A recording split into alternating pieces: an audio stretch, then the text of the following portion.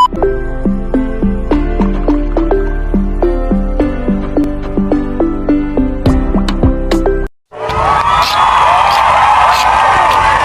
what's up mga ka-okay? Coach Manny po, masaya at masaganang buhay po sa ating lahat.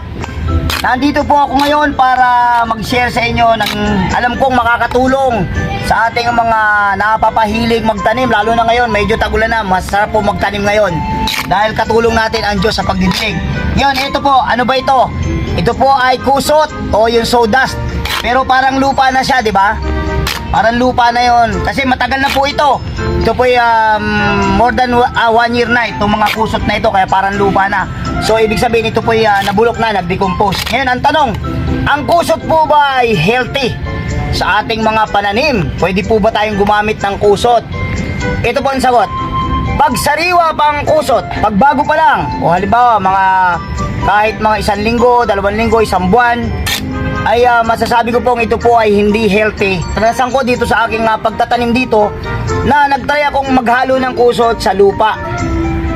At ang nangyari po, ang nakita ko, nanilaw, ang tagal lumaki, at yung iba namatay po. Ganun na ang nangyari nung gumamit ako ng bago pang kusot sa nahinalo ko sa lupa. Kaya ito po warning, kung po tayo bibili ng loam soil, ay tanong po natin doon sa pinagbilan natin kung ito'y may halong kusot, dahil alam nyo, hindi po healthy ang may halong kusot ang lupa kasi talagang yun nga po, nag-research ako at sabi nga magsisilbing graveyard lang, parang graveyard lang pag hinaluan ng kusot kasi talagang namamatay po yung mga halaman. Proven po yan dahil ang ginagawa po pala ng kusot, habang ito pala ay nadidecompose, nabubulok, ay ito'y kumakain ng maraming nitrogen.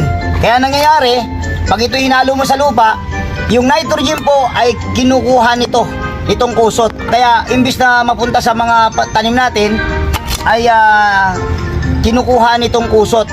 Kaya nangyayari, yung pong ating pananim ay namamatay. Yun po ang isang hindi magandang paggagamit tayo ng kusot.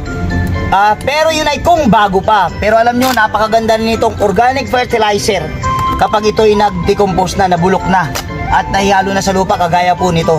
Sana po ay meron kayong natutunan sa ating short video na alam kong ito'y makakatulong sa ating mga magtatanim, na wag po tayong gumamit ng kusot kung ito ay bago pa. Kailangan ito ay pabulukin muna natin. Sana po abangan nyo ako sa aking mga susunod na video dito sa Urban Gardening, Roof Tech Gardening.